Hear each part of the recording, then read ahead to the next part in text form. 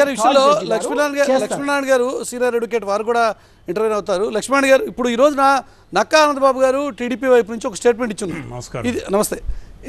నక్కా ఆనందబాబు గారు మాజీ మంత్రి ఒక స్టేట్మెంట్ ఇచ్చున్నారు, ఇది మా పాక్షిక విజయం అని చెప్పి.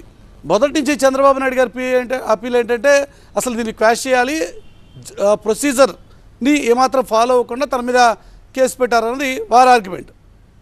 ఇందులో పాక్షిక విజయం అన్న ప్రస్తావన ఎక్కడొచ్చిందంటారు లక్ష్మణ్ గారు? దాన్ని నేను వివరంగా చెప్తానండి. సిఐడి వాళ్ళు కేసు దాఖలు చేశారు. ఓకే. బాబు గారిని అరెస్ట్ చేశారు, మళ్ళీ పోలీస్ కస్టడీ తీసుకున్నారు. బాబు గారు కేసు సంబంధించి క్వాష్ పిటిషన్ వేశారు, అది డిస్మిస్ అయింది. మళ్ళీ ఎస్ఎల్పి ఫైల్ చేశారు. అంటే ఇక్కడ ఇష్యూ ఏమర్థం చేసుకోవాలి మనం, ఏదైతే బాబు గారు సుప్రీంకోర్టు తలుపులు కానీ హైకోర్టు తలుపులు కానీ తట్టి ఈ విధంగా 17A అనేది నాకు అప్లికబుల్ అవుతుంది, దాని ప్రొసీజర్ ఫాలో కాలేదని చెప్పేది అంశం ముందుకు తీసుకొచ్చారు 2 కోర్టుల్లో.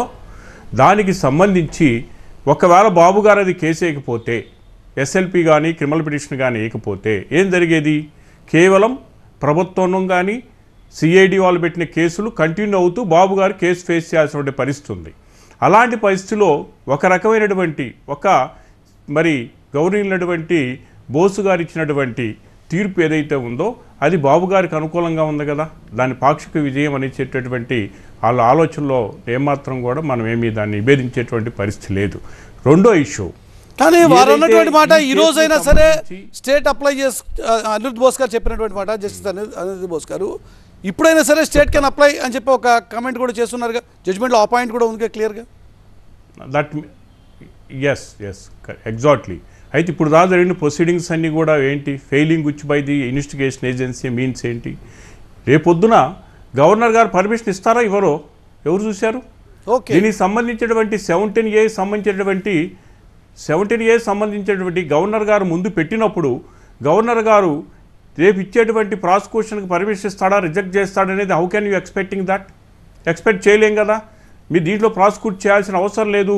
ఈ డాక్యుమెంట్ వెరిఫికేషన్లో హానెస్ట్తో చేసింది క్యాబినెట్ అనేది, ఒక ప్రజా ప్రయోజనం కోసం చేసింది. స్కిల్ డెవలప్మెంట్ కార్పొరేషన్ అనేది మొత్తం కూడా జరిగింది. ఇదే హైకోర్టు గతంలో కూడా అబ్జర్వ్ చేసి మొత్తం కూడా 2,13,000 మందికి ట్రైనింగ్ ఇచ్చింది. అమౌంట్ అంతా కూడా ఎంత క్లియర్గా ఉందని చెప్పేసి రేపు పొద్దున గవర్నర్ కనుక వెరిఫై చేసి రిజెక్ట్ చేసేటువంటి పరిస్థితి ఉంటుంది కదా.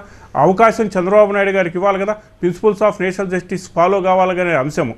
రెండో అంశము, ఈ 2 విభిన్నమైన తీర్పులకి సమగ్రమైన తీర్పు ఇవ్వడానికి మరి చీఫ్ జస్టిస్ గారు ముందు పెట్టినప్పుడు ఆయన విచక్షణాధికారం, ఆయన రోస్టర్స్ ప్రకారం మన ఇష్టం చెప్పినట్టు అనేక పద్ధతిలో పోయేటువంటి పరిస్థితిలో ఉంటుంది.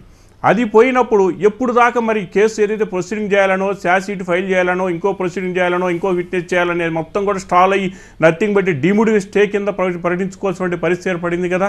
కాబట్టి ఈ కేసులో ఈ సిఐడి ఏదైతే బాబు గారు చెప్పిన వాదనలో కానీ, వాళ్ళ న్యాయవాదులు చెప్పిన వాదనలో కానీ ఏదో పొలిటికల్ వెండాతో బిగిన్ చేసినటువంటి ఈ కేసుకి ఈరోజు ముగింపుబడి మళ్ళీ సుప్రీంకోర్టు సమగ్రమైన తీర్పు వచ్చేదాకా మరి బాబు గారు అయితే సేఫ్లో ఉండారు అనేది మనం భావించవచ్చండి.